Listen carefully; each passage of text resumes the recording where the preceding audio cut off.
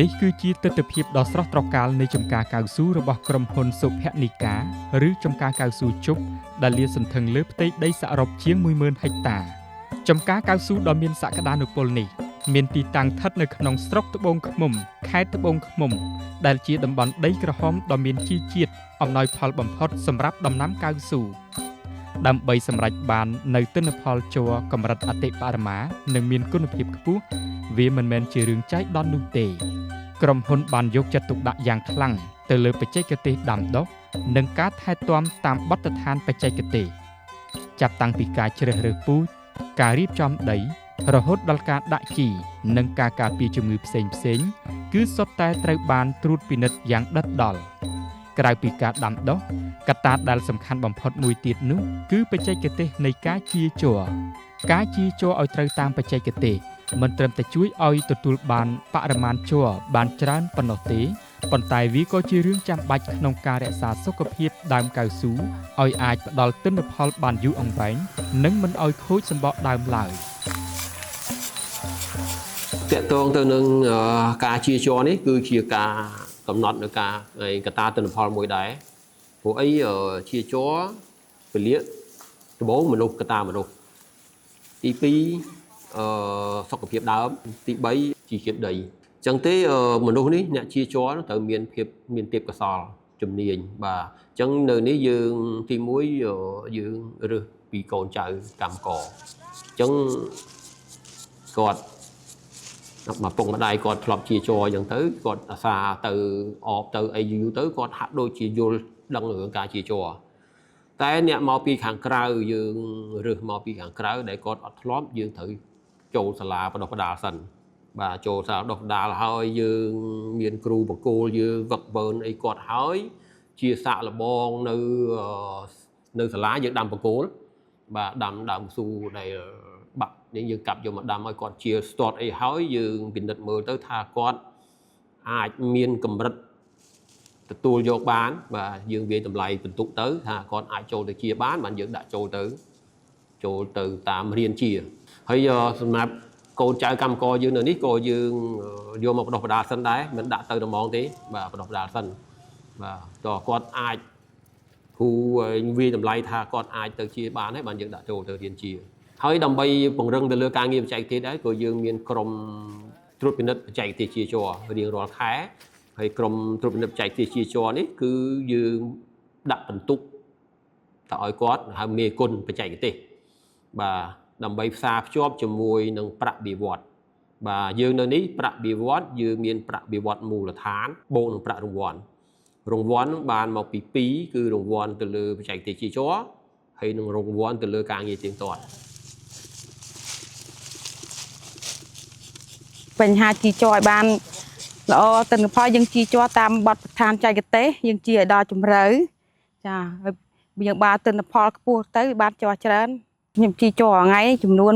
580ដើមពួកខ្ញុំជីជ័រល្ងាចនេះម៉ោង4ល្ងាចទៅពេលសាព្រឹមឡើងម៉ោង6កន្លះមកឡានចាក់ឡានអីម៉ោងប្រហែលជា8ទៅ9ព្រឹក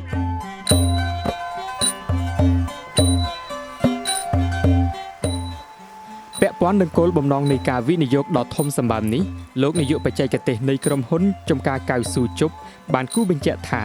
ការបង្កើតចំការកៅស៊ូក្នុងទ្រង់ទ្រាយធំនេះមិនត្រឹមតែសំដៅទៅលើការប្រមូលផលចំណេញផ្នែកសេដ្ឋកិច្ចប៉ុណ្ណោះទេប៉ុន្តែថែមទាំងចូលរួមចំណែកយ៉ាងសំខាន់ក្នុងការបង្កើតការងារជូនប្រជាពលរដ្ឋក្នុងតំបន់ជំរុញកំណើនសេដ្ឋកិច្ចជាតិនិងការថែរក្សាស្ថិរភាពបរិស្ថានបៃតងផងដែរ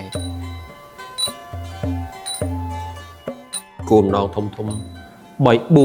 បាទទី1គឺដំណាំកៅស៊ូនេះយើងដឹងហើយថាវាជាដំណាំយុទ្ធសាស្ត្ររយៈពេលវែងក្នុងការផ្គត់ផ្គង់វត្ថុធាតុដើមបាទទី2គឺបង្កើតការងារសម្រាប់ប្រជាពលរដ្ឋយើងបាទទី3គឺសម្រាប់នាំចេញដើម្បីនាំយករូបិយប័ណ្ណវត្ថុចូលក្នុងប្រទេសបាទហើយនឹងទី4គឺជាមូលដ្ឋានបង្អែកក្នុងការដើរតួនាទីពង្រីកកៅស៊ូគ្រួសារបាទបង្អែកមូលដ្ឋានបង្អែកយ៉ាងម៉េចគឺយើងដើរតួក្នុងការផ្ដល់មូលដ្ឋានបច្ចេកទេសបាទដល់ការប្រមូលទិញពីគ្រួសារ ផលិតផលកស៊ូគ្រួសាររបស់កសិករបាទហ្នឹងជាគោលដៅសំខាន់4នេះសบายចិត្តអត់ទៅណាទៀតទេសบายចិត្តធ្វើការនៅកន្លែងហ្នឹងមកខ្ញុំនៅកន្លែងនេះក៏ខ្ញុំធ្វើការកន្លែងនេះពុទ្ធនោមរងឲ្យកូនចៅខ្ញុំបានរៀនសូត្រគ្រប់គ្រាន់បាទមានមណ្ឌលសុខភាពមានសាលារៀននៅជិតផ្ទះហ្មងដល់អញ្ចឹងយើងមានបានបសសមានអីទៀតងាយស្រួលនឹងទៅពេទ្យទៅរៀនអីបាទពេញចិត្តខ្លាំងរស់នៅកន្លែងនេះហ្មងអត់ទៅណាទេហើយសូមអរគុណលោកធានអគ្គនាយកដែលផ្ដល់ការងារឲ្យខ្ញុំបាទមានការងារធ្វើហើយផ្ទះបាយនៅបាទមានអារម្មណ៍សប្បាយរីករាយដែលបានធ្វើការនៅក្រុមហ៊ុនសុភនិកានេះតាំងពីខ្ញុំចាប់ផ្ដើមធ្វើការងារមករយៈពេល16ឆ្នាំហើយក្រុមហ៊ុនឲ្យគ្រប់គ្រាន់ទី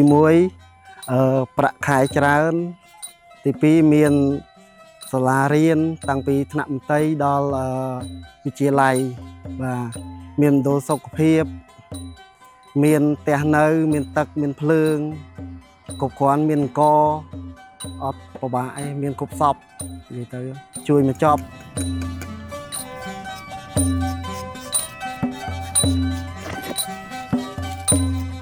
បាទសិនជាអត់មានក្រុមហ៊ុនពួកខ្ញុំវាពិបាកថ្លៃខ្ញុំសូមថ្លែងអំណរគុណដល់ក្រុមហ៊ុនដែលបានផ្ដល់ការងារឲ្យពួកខ្ញុំគ្រប់គ្នានៅក្នុងក្រុមហ៊ុនហ្នឹងអញ្ចឹង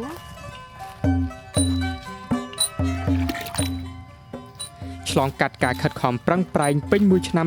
2025នេះលទ្ធផលដែលទទួលបានពិតជាគួរឲ្យមោទនៈ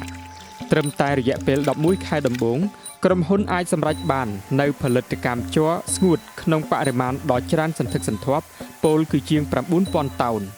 ផលិតផលជ័រកៅស៊ូដែលមានគុណភាពខ្ពស់ទាំងនេះត្រូវបានផ្គត់ផ្គង់ទៅកាន់ទីផ្សារសំខាន់ចំនួន2មួយផ្នែកធំត្រូវបានបញ្ជាទិញដោយរោងចក្រផលិតសម្បកកង់រថយន្តនៅក្នុងស្រុកដែលជាការរួមចំណែកជួយដល់ខ្សែច្រវាក់ផលិតកម្មជាតិរីឯមួយផ្នែកទៀតត្រូវបាននាំចេញទៅកាន់ទីផ្សារអន្តរជាតិរួមមានប្រទេសវៀតណាមម៉ាឡេស៊ីចិនជប៉ុនឥណ្ឌានិងសិង្ហបុរីជាដើមដើម្បីឆ្លើយតបទៅនឹងតម្រូវការចម្រុះនៃទីផ្សារជ័រកៅស៊ូដែលផលិតចេញពីក្រុមហ៊ុនចម្ការកៅស៊ូជប់ត្រូវបានបែងចែកយ៉ាងច្បាស់ជា3ប្រភេទសំខាន់រួមមាន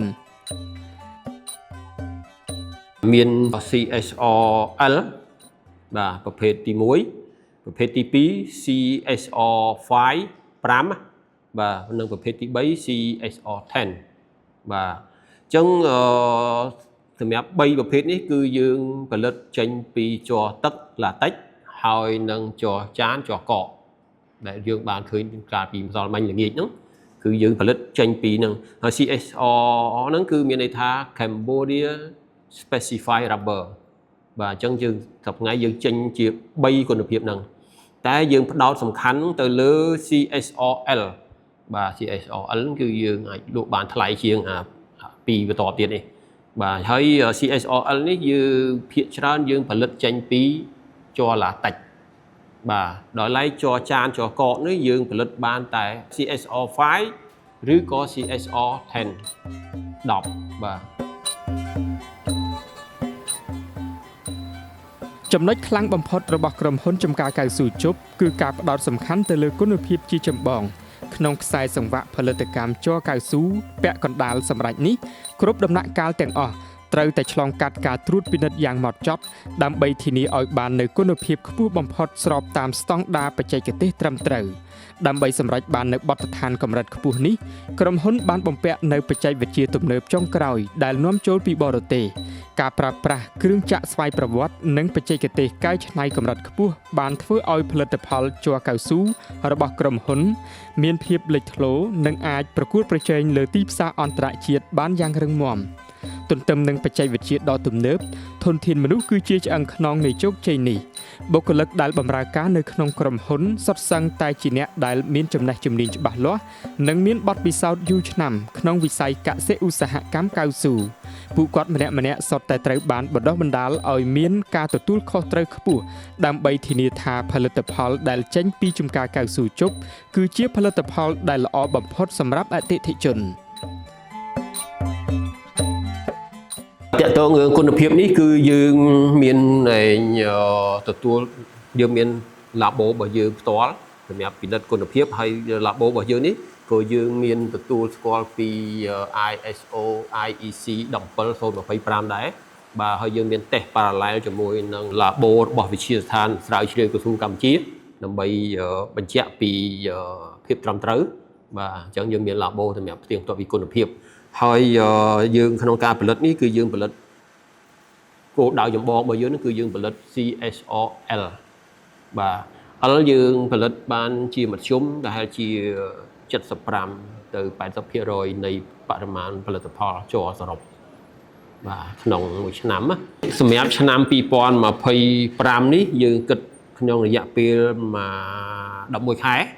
ក្នុងឆ្នាំ2025នេះក្រុមហ៊ុនក្នុងស្រុកបញ្ជាទិញពីចការកស៊ូជប់ខ្ញុំនេះគឺបានចំនួន957តោន600គីឡូ 10.41% នៃបរិមាណសរុបដែលខ្ញុំផលិតបានហើយខ្ញុំនាំទៅវៀតណាមនោះគឺ 56.53% បាទទៅម៉ាឡេស៊ី 28.94%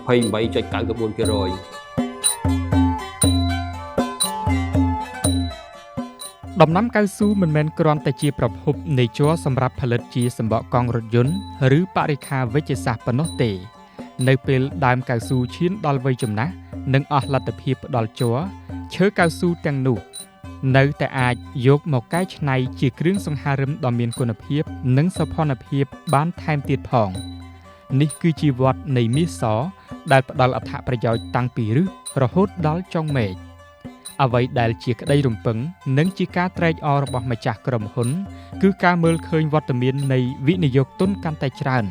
មកបង្កើតរោងចក្រកែច្នៃកៅស៊ូនៅកម្ពុជាការមានរោងចក្រក្នុងស្រុកកាន់តែច្រើននឹងជួយបង្កើតតម្លៃបន្ថែមយ៉ាងច្រើនមិនត្រឹមតែជួយឲ្យការដឹកជញ្ជូនកាន់តែងាយស្រួលនិងបង្កើនបរិមាណលក់ក្នុងស្រុកប៉ុណ្ណោះទេប៉ុន្តែថែមទាំងជាក្បាលម៉ាស៊ីនយ៉ាងសំខាន់ក្នុងការជំរុញចរន្តសេដ្ឋកិច្ចជាតិឲ្យកាន់តែមានដង្ហើមរឹងមាំលើសពីតួលេខនៃប្រាក់ចំណេញគឺការបង្កើតការងារជូនប្រជាពលរដ្ឋក្នុងតំបន់ដើម្បីបង្កើនចំណូលគ្រួសារនិងលើកកម្ពស់កម្រិតជីវភាពឲ្យកាន់តែប្រសើរឡើងក្រុមហ៊ុនសុភនិកាចំការកៅស៊ូជប់នៅតែបន្តបេសកកម្មរបស់ខ្លួនយ៉ាងសកម្មដើម្បីក្លាយជាចំណែកមួយដែលមិនអាចខ្វះបានក្នុងការធ្វើឲ្យសេដ្ឋកិច្ចជាតិរីកចម្រើននិងឈានទៅមុខជាលំដាប់ប្រកបដោយនិរន្តរភាព។